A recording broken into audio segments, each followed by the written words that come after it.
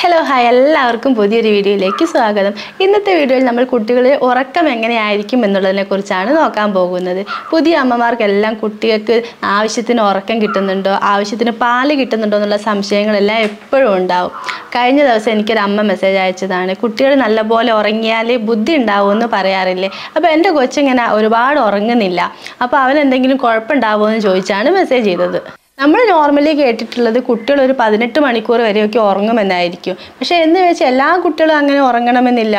ഓരോ കുട്ടിയും ഓരോ ഇൻഡിവിജ്വലാണ്. അപ്പോൾ അവരുടെ ക്യാരക്ടേഴ്സിൽ ഡിഫറൻസ് ഉണ്ട് എന്നതുപോലെ തന്നെ അവരുടെ സ്ലീപ്പിംഗ് പാറ്റേൺസിലും ഡിഫറൻസ് ഉണ്ടാകും. ചില കുട്ടികൾ രാവിലെ നല്ലപോലെ ഉറങ്ങും, പക്ഷേ രാത്രി ചിലപ്പോൾ ഉറങ്ങില്ല. ചില കുട്ടികൾ നേരെ ഓപ്പോസിറ്റ് ആയിരിക്കും, രാവിലെ ഉറക്കം കുറവായിരിക്കും, രാത്രി നല്ലപോലെ ഉറങ്ങും. പിന്നെ വേറെ ഒരു കൂട്ടരുണ്ട്, രാവിലെയും രാത്രിയും ഒക്കെ നല്ലപോലെ ഉറങ്ങും.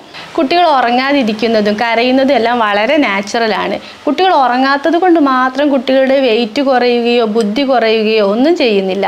ജെനി ഒരു ഫസ്റ്റ് മന്ത് വരെയൊക്കെ നല്ല ഉറക്കമായിരുന്നു, രാവിലെയും രാത്രിയും ഒക്കെ നല്ലപോലെ ഉറങ്ങും. എന്ത് സൗണ്ട് കേട്ടാലും അവൻ എണീക്കില്ല, നല്ല സുഖമായിട്ട് ഉറങ്ങും. പക്ഷേ ഒരു സെക്കൻഡ് മന്ത് ഒക്കെ ആയപ്പോൾ അവൻ്റെ ഉറക്കം മൊത്തത്തിൽ ചേഞ്ചായി. രാവിലെ അവൻ ഉറങ്ങും, പക്ഷേ രാത്രി ഒരു 2-3 മണി ആവുന്നത് വരെ ഒന്നും ഉറങ്ങില്ല. അവ ഇങ്ങനെ കളിച്ചുകൊണ്ടിരിക്കും. വലിയ കരച്ചിലൊന്നുമില്ല, പക്ഷേ കണ്ണ് തുറന്നങ്ങ് കിടക്കും. കുഞ്ഞിനെ കാണാൻ വരുന്നവർ കുഞ്ഞിന് രാത്രി കുറച്ച് ഉറക്കം കുറവാന്ന് കേട്ടാൽ എന്തായിരിക്കും ആദ്യം പറയുക? നമ്മൾ പകൽ ഫുൾ ടൈം ഉറക്കിയിട്ടാൽ കുഞ്ഞ് രാത്രി ഉറങ്ങാത്തതെന്നായിരിക്കും. പക്ഷെ ഞാൻ ചോദിക്കട്ടെ, കുഞ്ഞ് പകൽ ഉറക്കം വന്ന് കരഞ്ഞാൽ നമ്മൾ എന്താ ചെയ്യുക? രാത്രി ഉറങ്ങൂല എന്ന് പറഞ്ഞിട്ട് രാവിലെ ഉറക്കാതിരിക്കുകയാണോ? കുഞ്ഞുങ്ങൾക്ക് എപ്പോഴാണോ ഉറക്കം വരുന്നത് അപ്പം നമ്മൾ അവരെ ഉറക്കി കൊടുക്കണം, അപ്പോഴല്ലേ അവർ കംഫർട്ടായിട്ട് ഇരിക്കുക.